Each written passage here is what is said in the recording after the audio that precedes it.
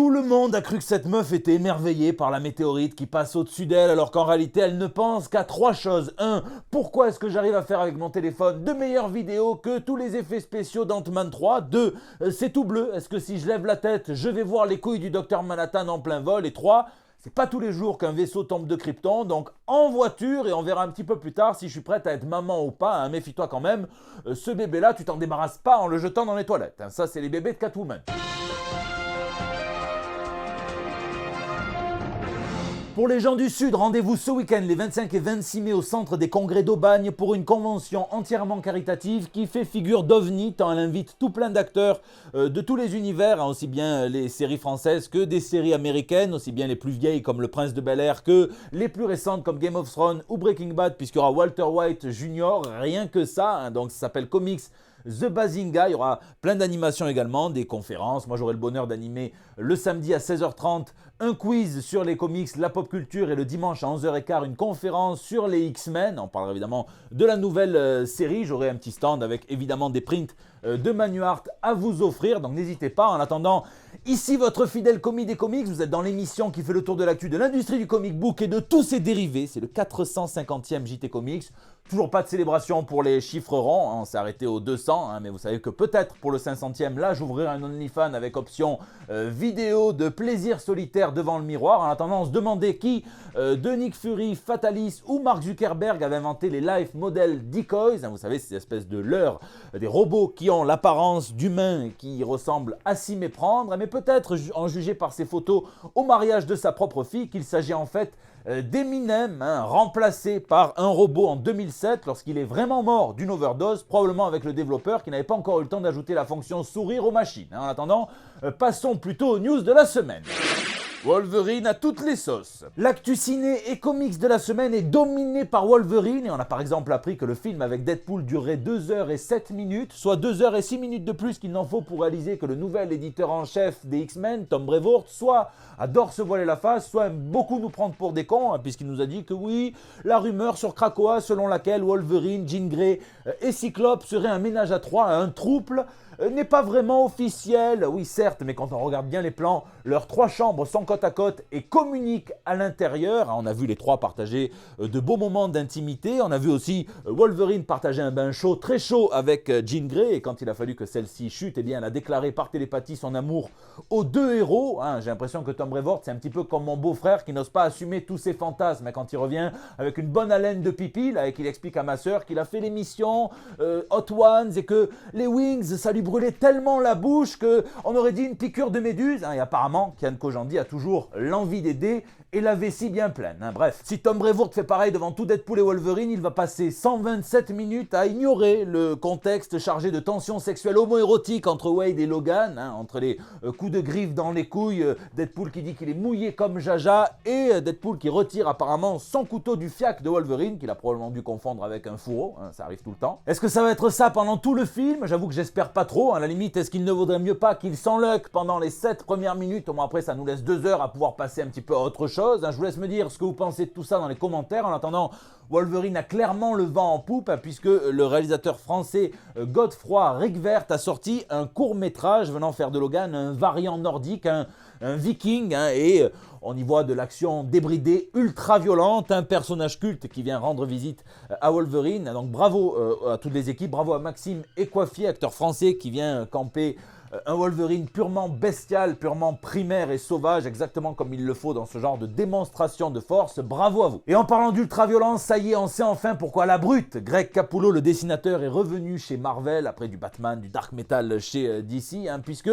il s'agit non pas de la série principale Wolverine, qui elle sera attribuée à Saladin Ahmed et Martin Coccolo, mais plutôt pour une mini-série où il est associé à l'architecte scénariste de l'éditeur Jonathan Hickman. Ça s'appellera Wolverine Revenge, tout simplement. Le pitch est simple, Wolverine est plus bas que terre, démoli, démonté, vraiment parti socialiste le 10 mai 2022, ou même hier, hein, sauf que lui, eh bien, il revient. Hein, il va revenir et ça commence en terre sauvage avec des adultes zèbres, hein, probablement des enfants qui, eux, n'ont pas voulu se séparer du pagne en plein milieu de leur gros QI. Et il y aura aussi, vu qu'on est en terre sauvage, des dinosaures. Hein. Du coup, j'espère qu'il n'y aura pas de tension sexuelle, puisque là, ça serait vraiment chelou, hein, même selon la règle 34. Hein. En attendant, ce duo de créateurs sur ce personnage dans ce pitch, Ça sent très très bon, il me tarde de lire ça, surtout que Marvel sortira 2 versions, une version régulière et une version Red Band avec des planches additionnelles contenant un maximum de violence supplémentaire. Je vous laisse me dire si ça vous tente dans les commentaires.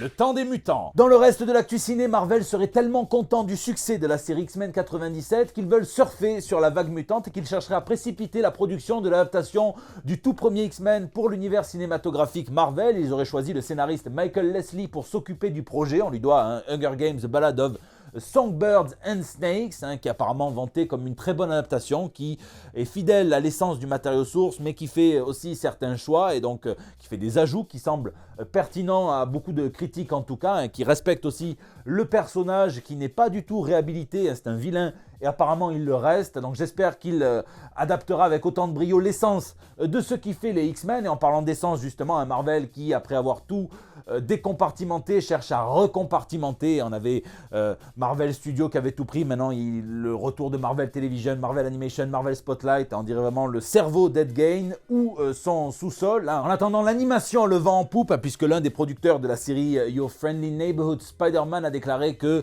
c'est tout ce qu'on veut voir, le Peter Parker des années 60, vraiment, il dit de l'ère Ditko, il n'a pas précisé Stan Lee, mais en gros le Peter Parker galérien qui jongle entre sa tante, sa vie de super-héros, ses problèmes d'ado, et donc il me tarde vraiment de voir ça. On nous promet aussi que la série Hyde of Wakanda sera ce qui se fait de mieux chez Marvel en termes d'animation, et que ça serait une série, elle, de l'univers cinématographique Marvel, comme quoi des fois faire des efforts pour simplifier, ça complique plus qu'autre chose. Et puis on termine avec les news Claude François, non pas celles qui t'électrisent, mais les news de ce qui s'en va et qui revient, sans pour autant être garanti, étant donné que ce qui revient c'est la série Nova, qui serait toujours bel et bien en pré-production chez Marvel, sans pour autant qu'on sache si elle va vraiment voir le jour. Ce qui s'en va, au moins d'Amazon en tout cas, c'était un petit peu prévisible, c'est la série Silk Spider Society, concentrée sur le personnage de Silk, la Spider héroïne, et évidemment que c'est lié au flop de Madame Web au cinéma, qui pourtant se transformerait apparemment en carton sur les sites de streaming, comme quoi il suffisait tout simplement que le projet trouve sa bonne toile, peut-être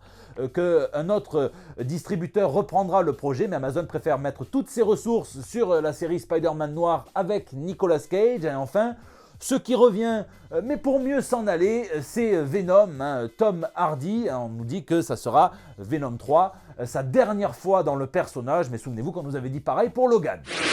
La source. Dans l'actu purement comics, DSK, bouge-toi les oreilles, mais Marvel récompense ta fidélité en te proposant via le programme Marvel Insider d'être tiré au sort et ensuite de te faire tirer le portrait pour être intégré dans une page, dans une case d'un de leurs comics. Alors, si tu es un petit peu taquin, une fois que tu es sélectionné, tu leur envoies ta meilleure photo de toi, mais en cosplay d'Adolf Hitler, mais en civil, pour pas trop faire chauffer, pour voir un petit peu comment est-ce qu'ils répondent. Un Marvel qui ne loupe jamais l'occasion de faire la fête, puisqu'ils vont fêter les 50 ans d'Iron Fist avec un numéro spécial qui signera le retour du co-créateur du personnage, Chris Claremont, pour une histoire classique où en plus Iron Fist va croiser le chemin de Wolverine, mais on aura aussi tout plein d'histoires sur tous les autres héros qui ont endossé le rôle de l'Iron Fist. Un Marvel qui va nous sortir après tout le Spider-Verse, Spider-Island, Spider-Ci, Spider-Là, Spider Society. Est-ce que c'était lié à la série qui a été abandonnée? Je ne sais pas. En attendant, on sait qu'Alex Segura et Scott Godlewski vont nous sortir une histoire dans laquelle Madame Web va réunir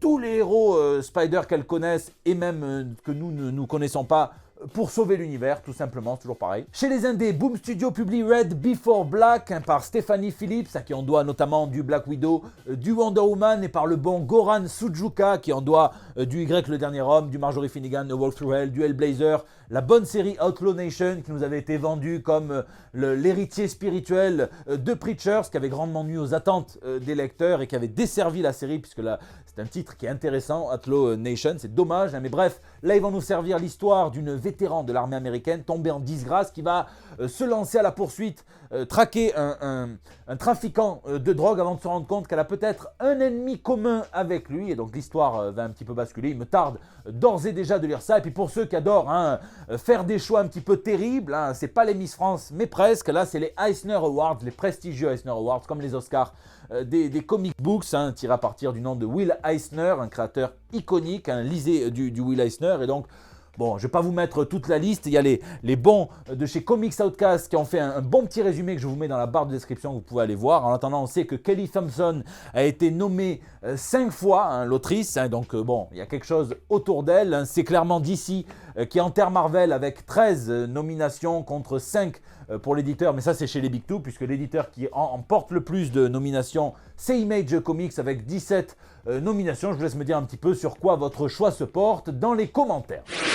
Lisez, cette semaine je me suis régalé à me replonger dans cette édition, c'est les éditions des librairies La Momie que j'ai reçues, c'est une édition exclusive, hein, donc avec une couverture variante qui en plus je trouve est plus belle que celle que Delcourt a choisie. L'édition des Hellboy 30 ans, l'anniversaire du Gros Rouge, hein, de Mike Mignola, avec une préface inédite de Mike Mignola qui est relativement classique, mais il parle du nouvel univers qu'il est en train de faire, hein, vous le savez.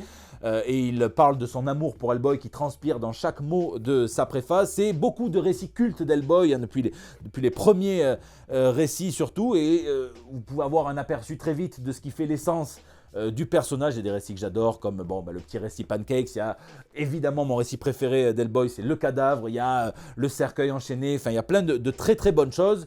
C'est très bien pour avoir un aperçu global si vous ne voulez pas vous lancer dans tout Hellboy, même si je vous conseille évidemment de vous lancer dans absolument tout Hellboy, hein, n'hésitez pas. Hein. Donc ça, c'est les éditions La Momie, disponibles sur le site des libraires. J'ai aussi lu, puisque je travaille dessus en tant qu'éditeur externe pour iComics, le relaunch de la série Rick et Morty, qui fait d'un variant de Golden Fold, le prof de maths un peu chelou de Morty, et de sa nièce, une sorte de Rick et Morty parallèle qui vont devenir leurs ennemis jurés en plus. Donc ça pose des bases intéressantes, ça s'appelle The Space Shake Saga, et me tarde de voir où ils veulent en venir, hein, même si j'ai toujours tendance à préférer évidemment les one-shots de Rick et Morty, hein, Rick et Morty en enfer, Rick et Morty Donjons et Dragons, Rick et Morty versus Toulouse qui va bientôt sortir. Tout ça c'est traduit par Benjamin Rivière qui fait un super boulot. Hein. N'hésitez pas aussi à lire Kali qui sort aujourd'hui, que j'ai aussi eu le plaisir de superviser, Daniel Friedman, Robert Samelin. Les dessins de Robert Samelin viennent servir ce scénario qui est assez dépouillé mais qui va droit au but, l'histoire d'une vengeance. Hein. Si vous sortez de Furiosa et que vous êtes en manque, vous allez acheter Kali. Si vous lisez Kali et que vous êtes en manque, vous allez voir Furiosa. Hein, c'est aussi simple que ça, donc n'hésitez pas